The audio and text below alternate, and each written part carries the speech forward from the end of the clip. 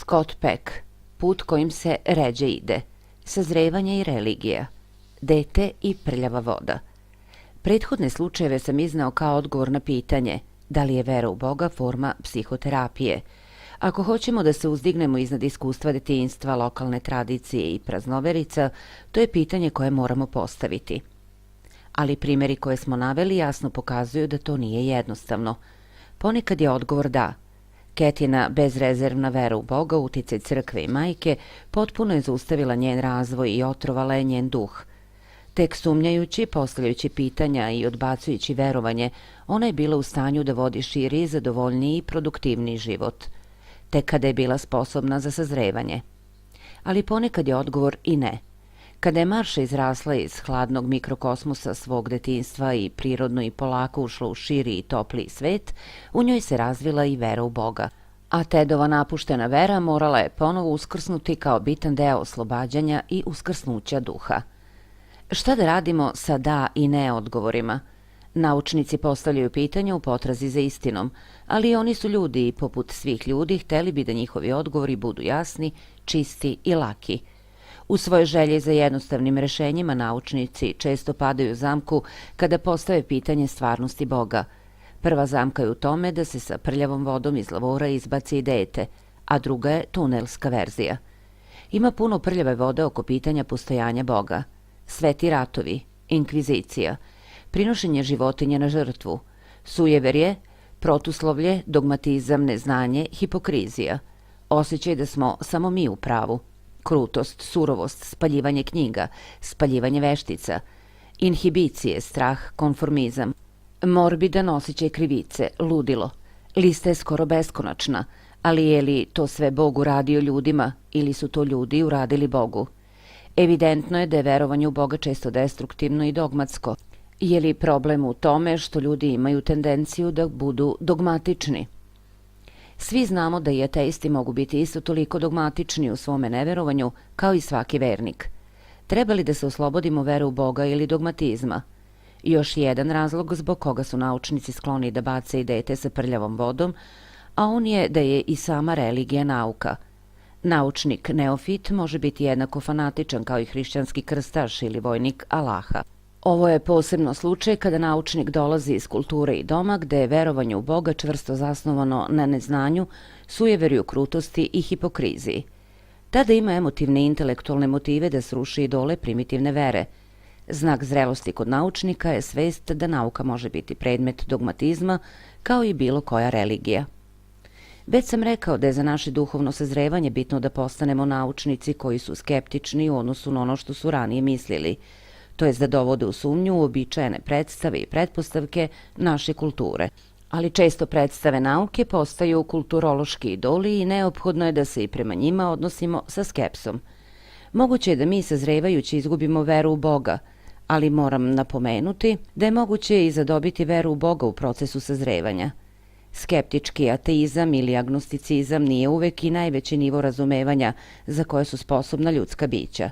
Naprotiv, ima razloga za verovanje da se iza iskrivljenih ideja i pogrešnih koncepata o Bogu nalazi realnost koja je Bog. Na to je Paul Tillich mislio kada je rekao Bog iznad Boga. I zbog toga neki sofisticirani hrišćani veselo objavljuju Bog je mrtav, živeo Bog. Da li je moguće da staza duhovnog sazrevanja prvo ide od sujeverija do agnosticizma, a onda iz agnosticizma prema tačnom saznanju o Bogu? O ovoj stazi je govorio Sufi Aba Said ibn Hair pre više od 900 godina. Sve dok se škola i minaret ne sruše, naš sveti rat neće biti završen. Sve dok vera ne postane odbijanje vera, neće biti pravog muslimana. Da li staza duhovnog sazrevanja vodi preko skeptičkog ateizma ili agnosticizma do pravilnog verovanja u Boga? Činjenica je da su neki intelektualno sofisticirani i skeptični ljudi kao što su Marša i Ted sazreli u pravcu verovanja. Treba naglasiti da verovanje u kojem su oni sazreli nije ni ličilo na ono u kome je Keti odrasla. Bog u koga se veruje pre skepticizma malo liči na Boga koji dolazi nakon sazrevanja. Kao što sam rekao na početku ovog poglavlja, ne postoji jedinstvena monolitna religija. Ima mnogo religija, možda i mnogo nivoa verovanja. Neke religije mogu biti nezdrave za neke ljude, druge mogu biti zdrave. Sve je ovo od posebne važnosti za one naučnike koji se bave psihijatrijom i psihoterapijom. Radeći tako direktno na procesu sazrevanja, oni su pozvani da donose sudove u vezi sa zdravljem nekog individualnog sistema verovanja, jer psihoterapeuti obično pripadaju skeptičnoj, ako ne i striktno freudovskoj tradiciji. Kod njih postoji tendencija da svako strasno verovanje u Boga smatraju patološkim. Kada se ukaže prilika, ova tendencija može preći granicu i pretvoriti se u ubeđeno prihvatanje predrasuda. Nedavno sam sreo studenta koji je ozbiljno razmišljao o tome da ode u manastir na nekoliko godina. Prethodne godine je bio na psihoterapiji, a nastavio je i sledeće. Ali ja nisam mogao govoriti svome psihoterapeutu o manastiru ili o dubini svoje vere, poverio mi se. Mislim da ne bi razumeo. Nisam još dovoljno poznavao mladića da bih mogao proceniti značenje koje manastir imao za njega i da li je njegova želja da tamo ide neurotično determinisana. Rado bih mu rekao, svakako morate svom terapeutu ispričati o tome. Za vašu terapiju je bitno da ste u svemu otvoreni, a naročito u takvoj važnoj stvari. Verujte vašem terapeutu da će biti objektivan. Ali nisam to rekao.